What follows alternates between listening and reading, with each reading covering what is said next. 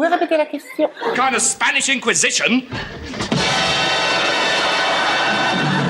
Nobody expects the Spanish Inquisition. Jean-Pierre? Vous pouvez répéter la question? Oui, non. The Inquisition, let's begin the Inquisition. Look out, Sid. We have a mission. Watch out! The Inquisition! Oi, oi! Voilà. Bienvenue dans Tu peux répéter la question. Alors on ne touche pas la bonnette, ça va faire des froufrous, des faux fruits. C'est Truffou qui touche la bonnette. Truffou, tu es un jeune garçon qui aimerait qu'on l'appelle Jonathan, je sais pas pourquoi.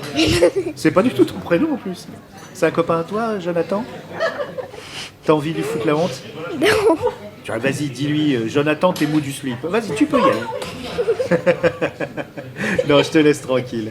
Et on a Isaïe qui est avec nous, donc tu peux répéter la question. Et Truffou, si tu as envie d'intervenir, tu es le sniper de l'émission, il n'y a pas de souci. Tu peux intervenir dans toutes les langues que tu veux, même le elfique. Mais tu peux couper avec son consentement et Isaïe quand elle va répondre à cette question très importante. Isaïe, est-ce que tu penses qu'on a encore besoin de rituels de passage pour devenir adulte? Pas de gros mots, s'il vous plaît, c'est un podcast familial. D'ailleurs, il y a... Non, t'as 5 minutes. Ah bon sang. On a la maman de Truffou, qui est Truffounette. Non, elle ne parlera pas. Alors, est-ce que tu penses qu'on a encore besoin... Alors, pour t'aiguiller un petit peu, est-ce que le permis, le bac... c'est des rites de passage, ça pour toi? Des rites de passage, mais... Pour moi, mais pour toi, c'est peut-être complètement autre chose. Non, je sais pas, tu me dis rites de passage, j'imagine des... Pour sauter sur des chevaux... Ouais, des trucs... Oui, assassiner des cerfs dans les bois avec un fusil à lunettes. Non, mais... Et oui. des trucs, en général, pour les garçons.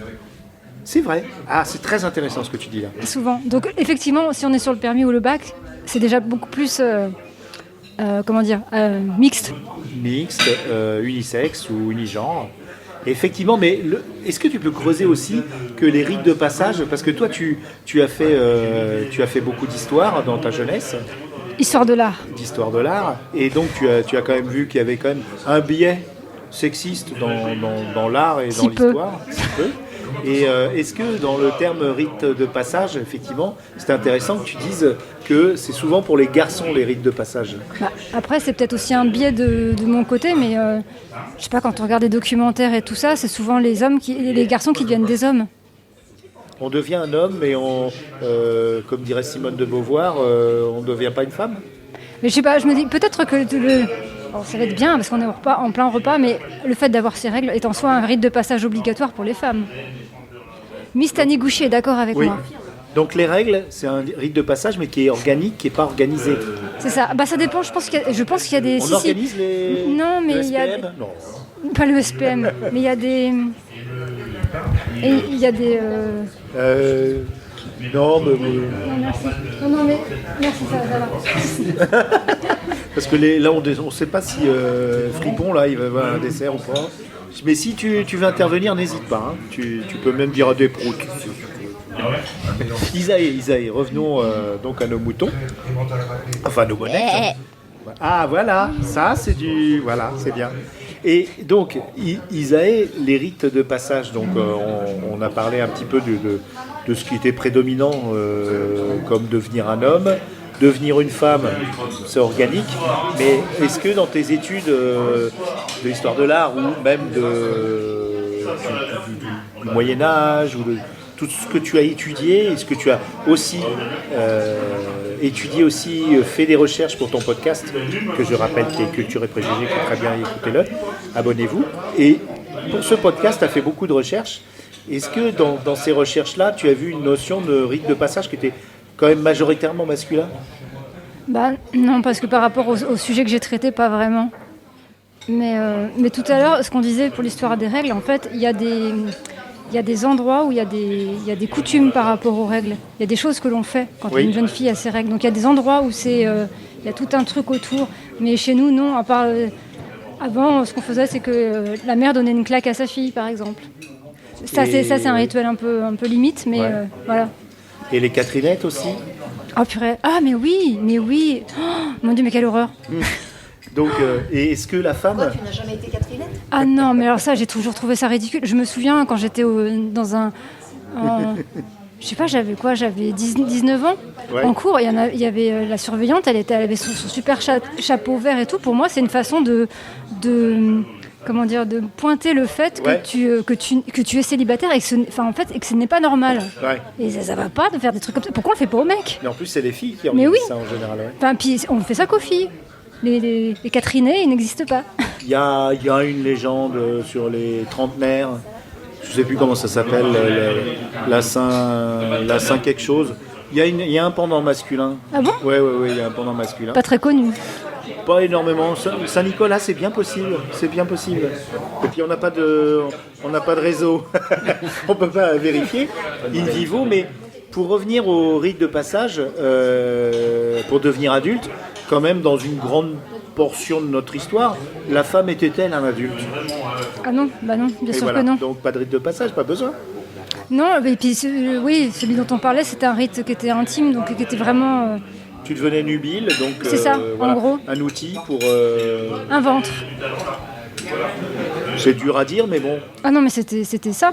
Tu sais, écoute, moi ça me fait toujours rire, de temps en temps je tombe sur l'émission de Stéphane Bern, qui est bien parce que dans le sens où ça met de la culture à la portée de tout le monde, mais c'est toujours très très axé roi et reine de France, personnage très très...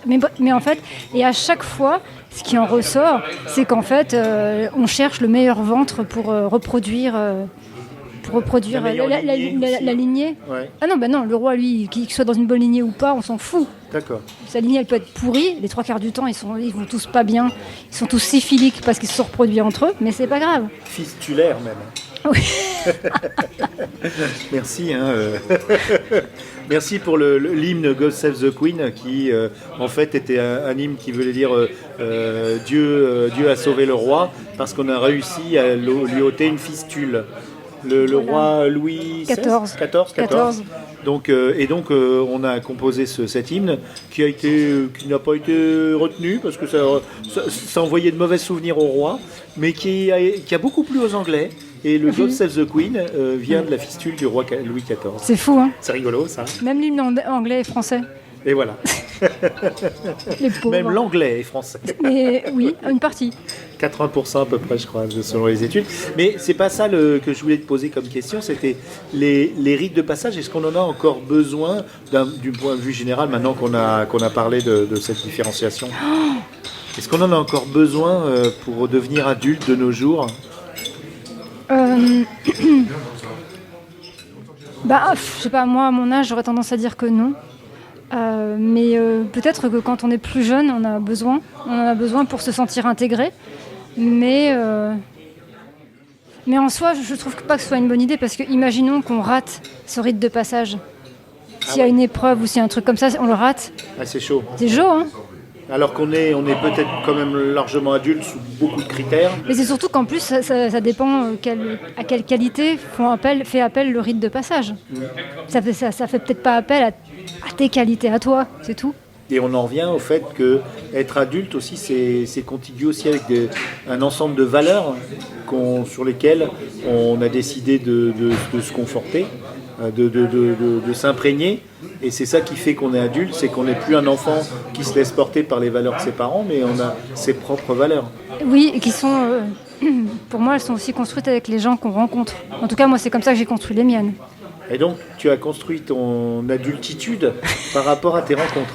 Oui, c'est-à-dire que j'ai commencé, pour remettre en question sa propre éducation, il faut que, en général, c'est dur de le faire soi-même. Il faut qu'il y ait des événements extérieurs, des choses extérieures qui arrivent pour que tu te poses la question. Genre, ah mais oui, tiens, c'est vrai que moi j'ai toujours cru que ça se passait comme ça, mais en fait non.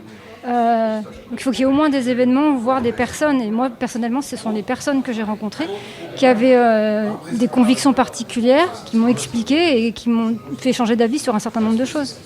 Et du coup, ton rituel de passage, c'était les rencontres, en fait. Oui, et du coup, ça veut dire qu'on en a plein tout au long de sa vie, ce qui est pas mal. Ouais. De toute façon, moi, j'ai toujours pas l'impression d'être spécialement une adulte, alors tu sais. Ça, c'est une grande question. Mais en tout cas, c'était vachement intéressant, tu vois. En 5 minutes, on a des pistes comme ça. C'est chaud quand même. Hein. C'est chaud quand même. C'est vrai, il fait chaud déjà. Aussi. Moi, je transpire à grosses gouttes. C'est souvent d'ailleurs. Quand je suis en interview, je transpire souvent à grosses gouttes. Merci, Truffon. Bah oui, mais si, tout à l'heure, voilà, il nous a fait un joli bêlement. Voilà, tu pourrais être une star dans la vie des moutons. Ouais. Tu pourrais être une star dans la vie des moutons. Merci Isaë. Si tu veux venir au micro, il n'y a pas de souci. Avec plaisir. Tu seras la bienvenue. Et voilà. Allez, c'est la fête. Je lève l'enchantement que je vous ai jeté avant l'émission. Mais avant, une virgule de pub de copinage. Vous l'avez compris, aujourd'hui, on va parler des chasses aux sorcières. Culture.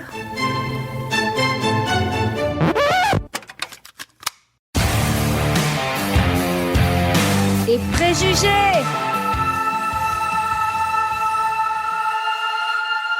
Pour un sorcier, 10 000 sorcières. Je vais vous raconter le contexte historique et social qui a amené à ces massacres ainsi que les accusations aberrantes portées majoritairement contre des femmes. Mais leur arrestation n'était malheureusement que le début de leur calvaire. Aujourd'hui, je vous parle des procès pour sorcellerie et de la fin des chasses aux sorcières.